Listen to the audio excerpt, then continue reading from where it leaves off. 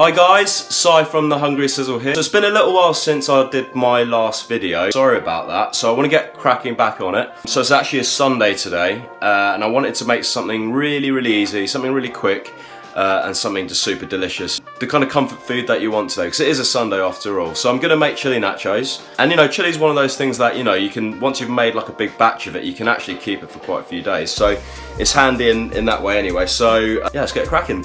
Right, so here are the ingredients for the chili. So we've got a stick of celery, we've got a carrot, a red onion, one red onion, 4 cloves of garlic. I've got some avocados that I'm going to make up for a salsa later.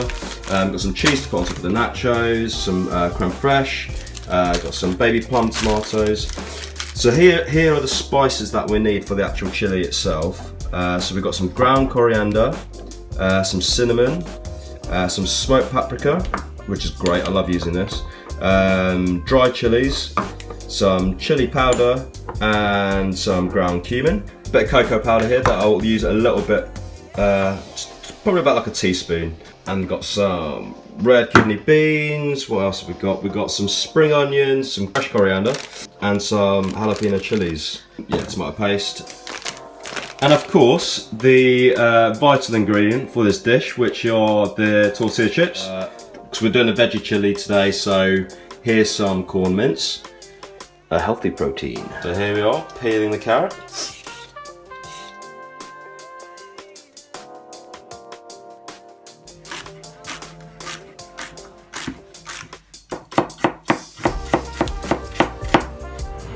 Right, so we are adding a bit of olive oil. So probably about tablespoons worth. So here's the celery and the carrots. So I'm going to pop these in. And they will sizzle away once the heat is on. So we'll just leave that there. So here we are doing the laborious job of chopping an onion. It's not the most exciting thing, but it is necessary. So there we go. Right, let's chop this onion. So we want to finely chop this red onion. Then we're going to add the red onion in with the carrots and the celery. So an easy way to remove the skin from the garlic is that you just place the knife over it like that, just give it a little bash. And there you have it. And then last thing is the garlic. So we'll fry these for about, on a kind of like medium to low heat for about 10 minutes, just to kind of get them all caramelized and get those sugars coming out of the vegetables. We've got a bit of colour on the vegetables. We're going to put the puree in. So we want about, I reckon, a good tablespoon. That's quite a big tablespoon to be fair. So we want to cook through the puree with the veg, get that sweetness out of it. And so while that is doing that, I'm going to add some of these spices. So in a little pot, I've put all these spices in, which I'm going to show you. So I've put a teaspoon of ground coriander, put half a teaspoon of cinnamon, I'll put a teaspoon of smoked paprika. I'm going to put chilies in a bit, and some ground cumin. So I've put a teaspoon of that, sorry, and they're all in here. So now I'm going to add the spices to the pan. I'm going to mix that in with the tomato puree, get that all lovely and mixed through. Don't be afraid to actually add a bit of water as well, because we don't want to burn all the spices. Well, we don't want to burn anything really. So if you feel like if it's catching, just either turn the heat down a bit lower or add a bit of water.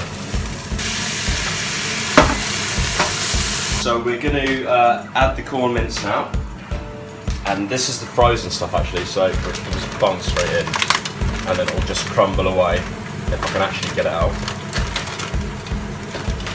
So we're just going to mix that in with the tomato puree and the vegetables, and then we're good.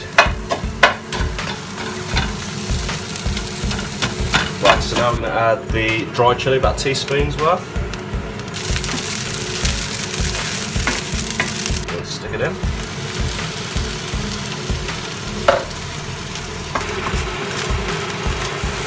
Right, so once you put the tin tomatoes in, I'm just going to fill that up with a bit of water.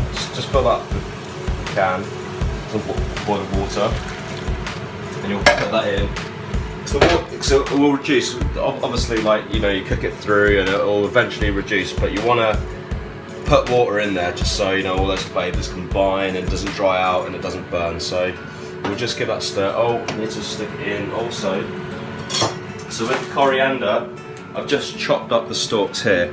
So that they give you a lot of flavour, so you definitely need to use them while you're cooking. So I'm going to put these in now. A teaspoon of that.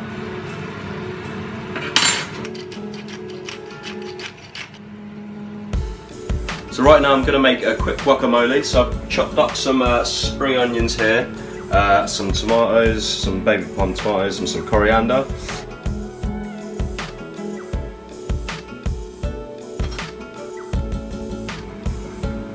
There we go, finally.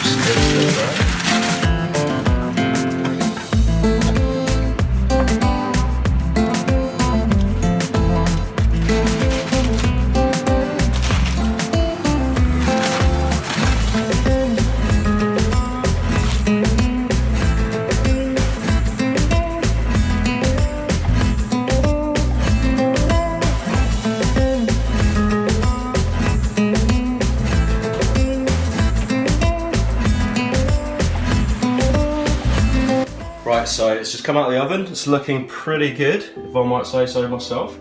So we're just going to dress it with a little bit of the guac I made earlier. So I wanted to kind of, as you can see, it's quite coarse, but I wanted it to be kind of coarse and a bit lumpy because it's got like tomatoes, coriander, spring onions. So I wanted to have a bit of texture to it. So now we just kind of dress it. It's kind of, you know, a little bit here and there. I'm not going to put too much actually because Soph doesn't actually like avocados. I know, criminal, right? So I've got to actually just be mindful of her apparently and kind of go easy on the guacamole or she'll kill me. Right, so now that's done, just have a few little sprinkles of some fresh herbs, which is the coriander and some of those spring onions. Some little tomatoes and some of those jalapeno chilies. Got some low-fat creme fraiche. We're just going to add a little bit in a few places, and that's done. So super easy, really quick, and it's pure comfort food. The hardest bit of it all was probably the chili, but like I said, you know, keep it for a few days. For a few days, have it a bit of rice or whatever. And you're good to go. So yeah, hope you enjoyed.